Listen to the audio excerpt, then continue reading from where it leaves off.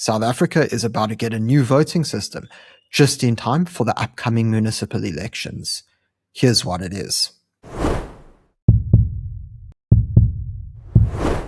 So for quite a long time, the DA as well as the ANC have been speaking about introducing what's called an electoral threshold.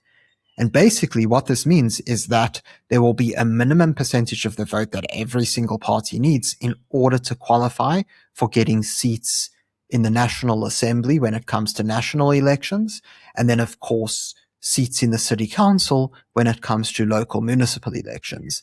And what's really interesting is that not only has this gained traction with both parties, but it actually seems as if this could be passed into law in time for the next election, which is expected to take place around November this year. But before we get into it, could I please remind you to subscribe to the channel if you haven't already?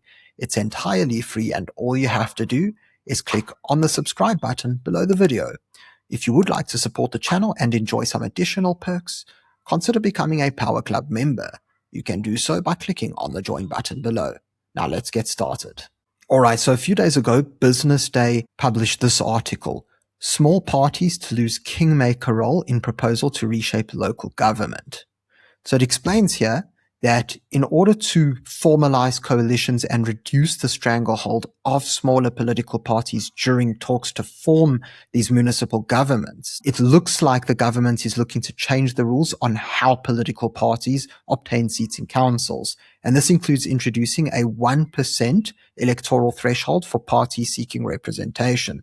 So just to provide a little bit of context, we know how very often we've seen it in a lot of metros that you get these very, I would even call them like a shoestring coalition, where you got 8 or 9 or even 10 parties all cobbling together small percentages of the vote in order to create a coalition.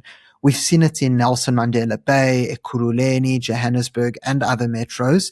And unfortunately, because you have all these parties that have very small percentages of the vote, even one party that has less than 1% of the vote can decide to pull out and then the government collapses. And so this is a very unsustainable way of coalition building.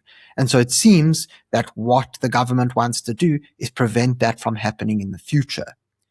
So it explains here that Business Day understands from sources in both the ANC and DA that there is political will in South Africa's two biggest parties to push the new legislation through Parliament before the upcoming local government elections. The amendments have already gone through a public consultation process and are now undergoing legal review before being presented to the Portfolio Committee of Cooperative Governance and Traditional Affairs for a vote, and then being tabled to all parties in the House for a vote.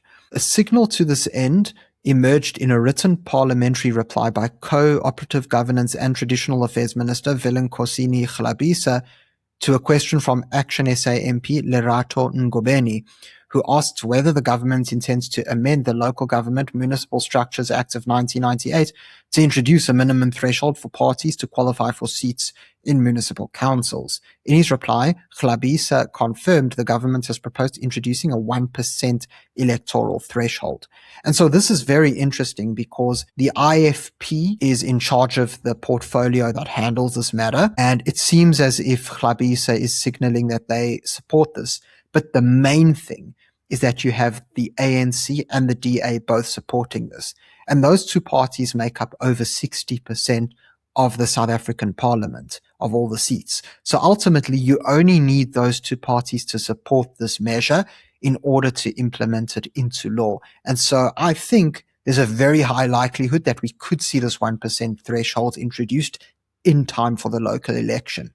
So with that in mind, let's take a look at what this is actually going to do and how the election results are actually going to change because of this. So here we've got the 2024 national election results. Now, of course, we're talking about local elections, but for the interest of time, we're just not able to go through every single municipality in South Africa. I mean, there's over 250. But it is helpful for us to look at the national election results because very often we see that the results on the national scale are pretty much mirrored in a lot, if not most, of the municipalities around South Africa. So here we see how the ANC, of course, would pass very easily. They've got over 40% support. DA, MK, EFF, IFP, PA, Freedom Front Plus, and Action SA all pass the threshold. And so they will receive seats in an election if it was held today with this 1% threshold. The parties that would receive nothing would be the UDM, the ACDP, Rise Mzansi, National Coloured Congress, BOSA, ATM, Al-Jamar, PAC, Good, and a whole bunch of other tiny parties who none of us have probably ever heard of. And so ultimately, this means that instead of having a situation where you get a party winning a seat just by getting a few thousand votes, even though it's pretty insignificant, you're basically going to cut off these tiny parties entirely. And you're really only going to have the serious players ever getting into parliament or local city council.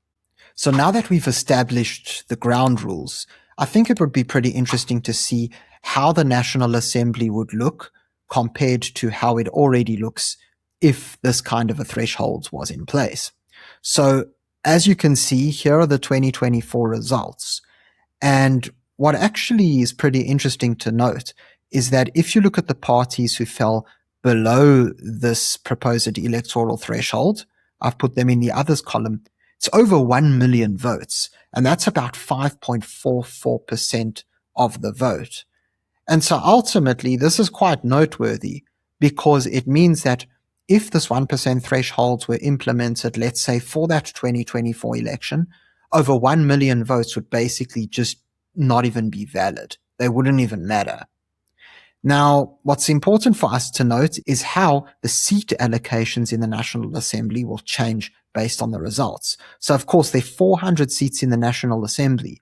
And if we switch over to this next tab, I've already done the calculations to show what the seats allocation is at the moment and what it would be if a 1% threshold was included. So before we go down that road, it's important for us to note that under the old calculation, 19 seats out of the 400 were given to other parties with less than 1% of the vote. Now, things are going to be a little bit different here because once you introduce this 1% threshold, you're no longer just taking the percentage that a party got in the election and giving him that percentage of seats in the National Assembly. What you're actually going to do is you are going to minus however many votes went to parties that failed to cross the threshold from the total number of votes cast. And so as we can see, it was over 1 million. And you've basically got to minus those votes from the 16.2 million votes that were cast in total. And that leaves us with 15.2 million votes. Now, you might be asking, well, why are you doing the subtraction? And it's pretty simple. If you were to simply give everybody however many seats they get according to their percentage, well, we notice that all the parties that passed the thresholds in total would only get 381 seats. Whereas 19 seats are meant for parties that did not cross the threshold. And so you're just going to have 19 empty seats in parliament. And we can't have that. So we have to readjust. And ultimately what ends up happening is that the parties who do cross the threshold get even more seats than what they do if there was no threshold. So the ANC would go up from 159 at present to 170. The DA would go up from 87 to 92. That's a 5-seat boost. MK up from 58 to 62. EFF up from 39 to 40. The IFP would actually slip from 17 to 16, but that's just because we're doing a pure percentage calculation. No rounding up or down as they currently do. The PA would stay on 9. Freedom Front Plus would stay on 6. Action SA would go down from 6 to 5. And ultimately, I think this is a really good thing.